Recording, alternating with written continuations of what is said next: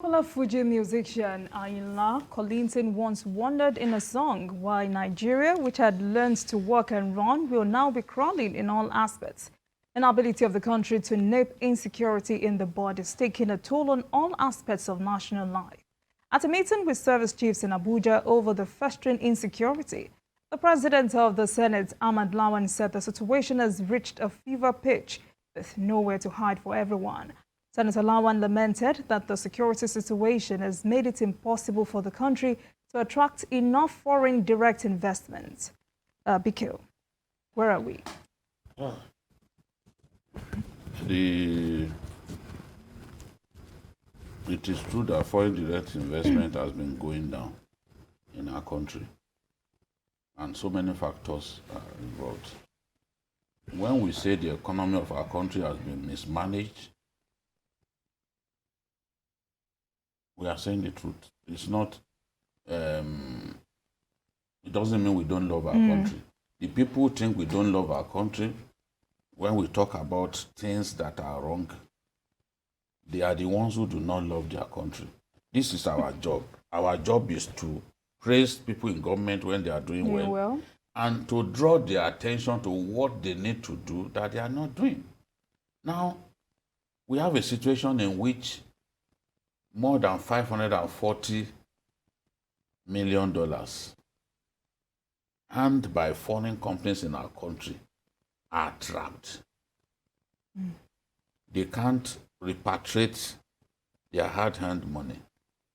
Look at Emirates the other day, saying that it's going to reduce the number of its flights into Nigeria because it's been asking for a little over $80 million that it made in Nigeria, asking us to let it repatriate, make that money available for us so that we can repatriate.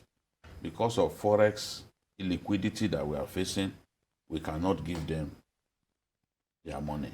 And other foreign companies are affected like that. Does this encourage foreign direct investment? The answer is Certainly not. There are some companies that are divesting, even in the oil sector, they are divesting and leaving Nigeria. Does this send the right message to people? If we have policies that are antithetical to promotion of business in our country, if we have policies that discourage business people, especially those of them coming from abroad, to come and set up base in our country, do we think that people will feel comfortable to come and do business here? If every part of Nigeria is now dominated by bandits, we did not do enough to stop the reign of bandits in our country. They are now spreading their tentacles. Look at what happened in Kogi. Kogi, that we were praising the governor because of his efforts in securing the area. You can see in the last few days the kind of attacks going on in Kogi. They went to a ceramic company, and while they were taking some Indians, the expatriate workers, they were taking them home after closing that day. They attacked the coastal bus that was taking those expatriates home, and they kidnapped the expatriates. One was even killed. Now, does this send the right message to other people who want to come and do business in our country? When we are saying deal with insecurity, if we don't deal with insecurity, it's going to cause even more problems for us. People thought we were merely making noise. Look at what is going on now. People who read the report of the attack and the killing of an expatriate, will they feel comfortable to come to Nigeria? So that is why the Senate is complaining. There are so many gains that we can derive from having foreign direct investment. Maybe later in the course of the program, we'll talk about why we really need them. And for a country that doesn't have enough of them, honestly, real growth may not happen. All right, Bola. Apart from security, which we know is a very huge factor, other persons have mentioned widespread corruption, political instability, Okay, a lack what of of power? What of transparency. power? What of power? Okay, you see, the issue is they said Nigerians are complaining that small Ghana there is taking over the chain of us. Where won't Ghana? It's not that Ghana is a land that is full of honey and then many other things. No, they've been able to do some things that the international community and investors have been able to be proud of. And not only, proud of those processes that they've taken, at least they are finding comfort and their businesses are doing well there. And that's the more reason they will go to places like Ghana. Okay, let me just tell you, there was a day I was checking something. Did you know that, all the visas being processed in Nigeria by the Canadian neighbors that we thought are being done in Nigeria, temporary visa is being done in Kenya, and Ghana is doing permanent visa.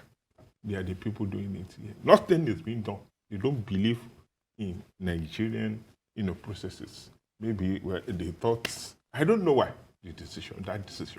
But I'm telling you that, look, you can look at it from that perspective, that, look, the shine is being taken from the so-called giant of Africa.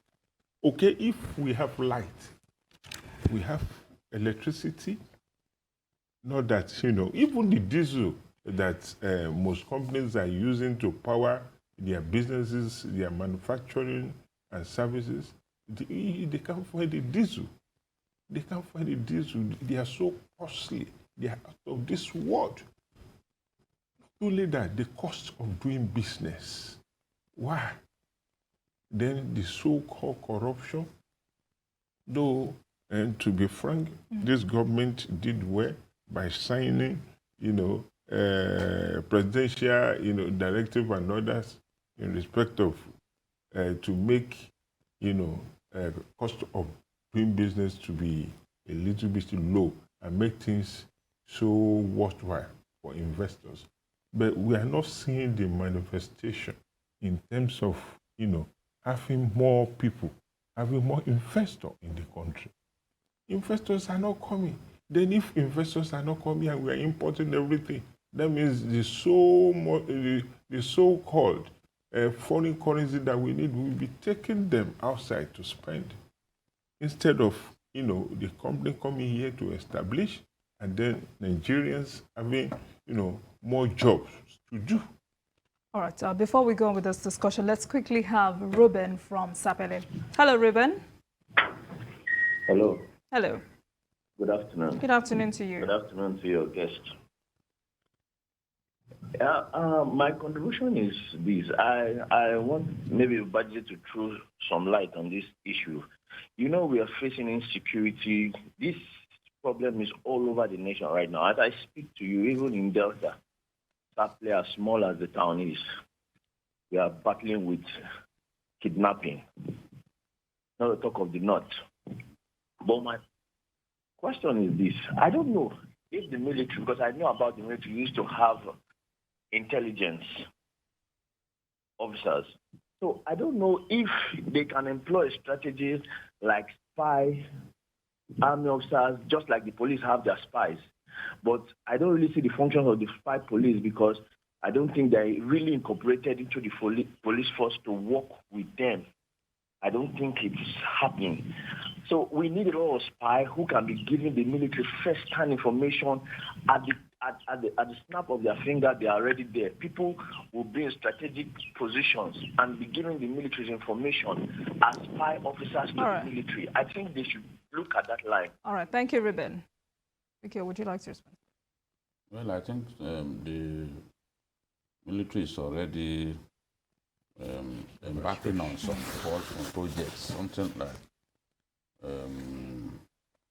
CSI, corporate social responsibility, rebuilding schools and communities, organizing health outreach in communities. These are ways by which the military And when I say the military, I mean the Air Force, Navy, all the arms of the armed forces. These are ways by which they are trying to earn the confidence of the people so that the people can also assist them unmask evil people. Because if the people don't trust you, they will not give you information.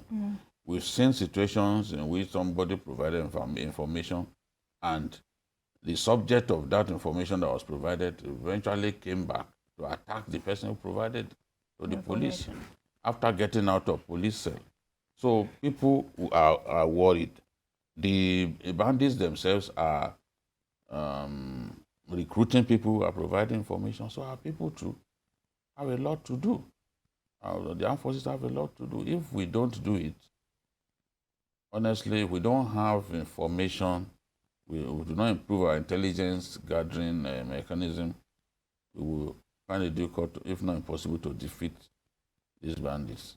All right, thank you, Mikhail. Now, let's get back to our discussion. Before we talk about the holistic reforms to improve our FDI, what role do you think intense bureaucracy and high tax burden play in all of this? Well, it's part of what we need to do. We need to, the specter of double taxation, for example, we need to address it. I think that the mechanism of tax collection has to change. There are still many Nigerians who ought to pay tax that are not paid. They are not captured in the tax net. There are many foreign companies that are cutting corners. They are not paying exactly what they should pay. So I think in the area of tax, we still have room for improvement. I think that bureaucracy, needless bureaucracy, has to be dealt with. It's pulling us back. And people, foreigners who want to work, come to a country and set up business where bureaucracy will ensure, for example, that even the piece of land where you need to set up a business, you are waiting for ages before you can get a C of O. At the respective states, in the respective states, we must ensure that we improve in the area of ease of business because it's key to the foreign investor. If you cannot guarantee that he can do business with ease here, if you cannot guarantee that he can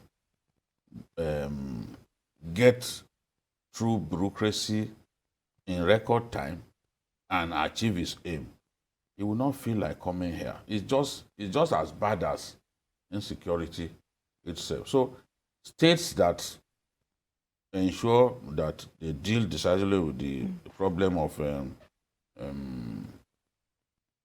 doing business, ease of doing business, improving the area of ease of doing business, they are going to be able to attract more foreign direct investment. Foreign direct investment ensures that even competition on the local scene improves.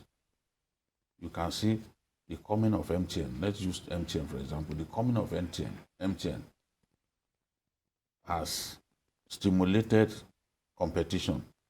We now have our own homegrown telco, which is Globacom. You know, others are doing their own in their little ways. We saw Airtel also came in, you know, at that time.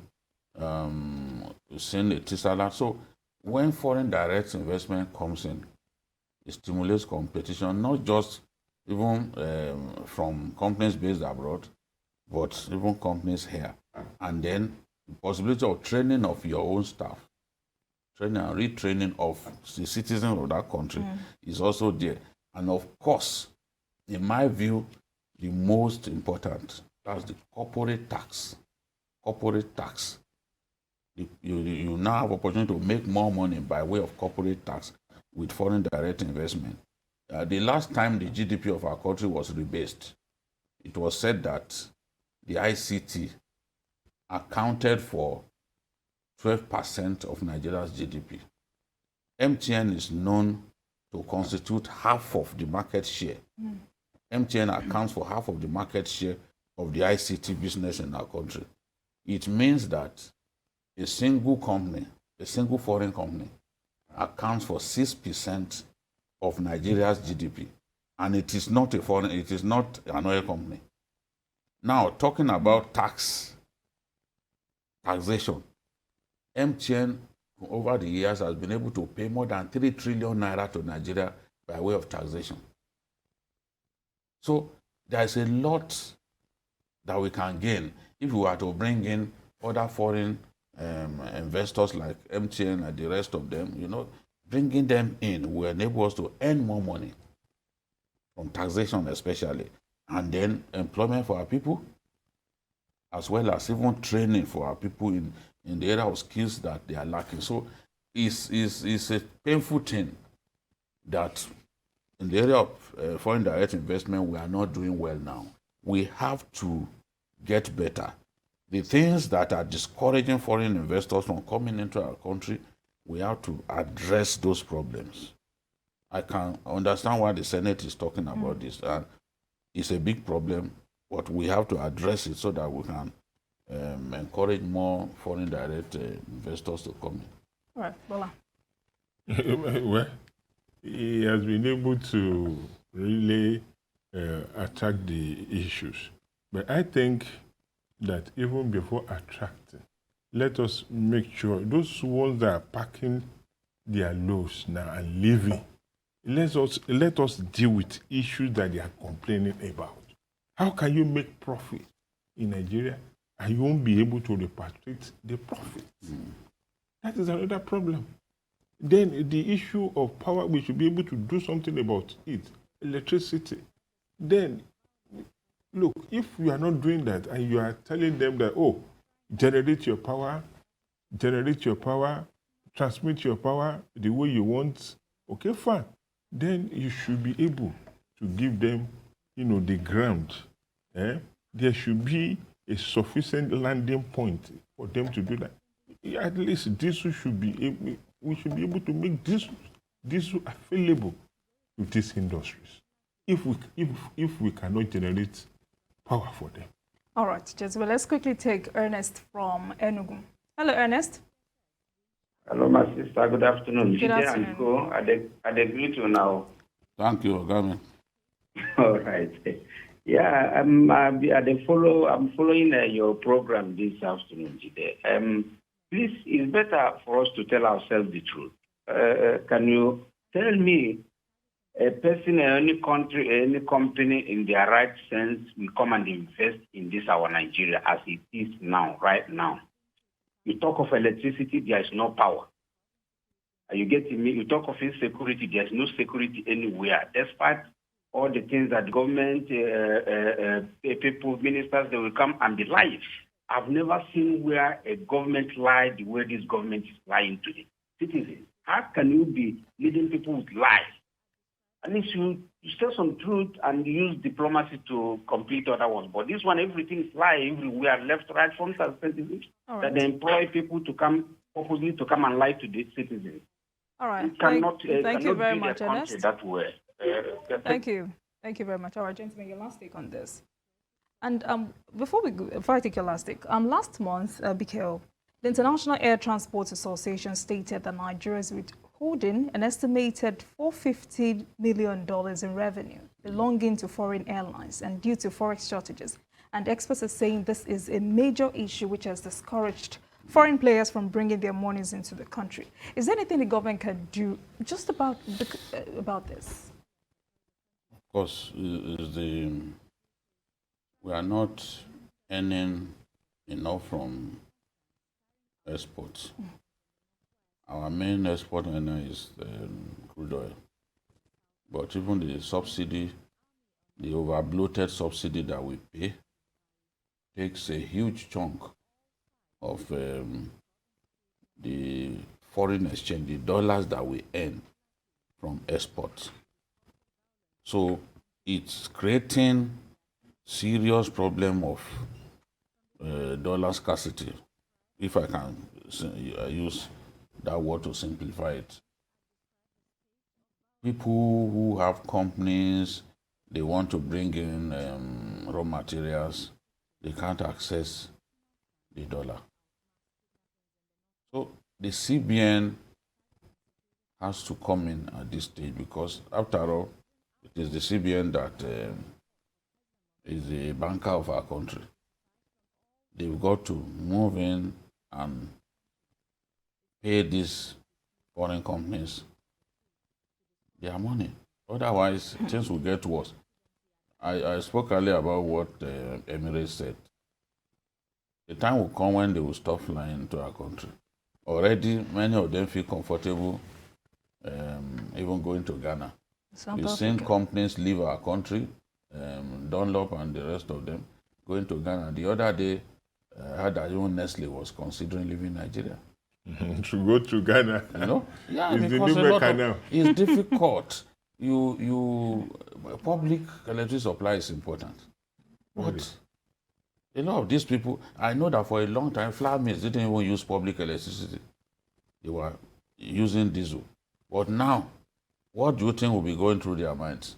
With diesel selling for like $8.50 per liter. Even newspaper industry, for you to start printing, you can't print on PHCN electricity. No, it's not possible for you.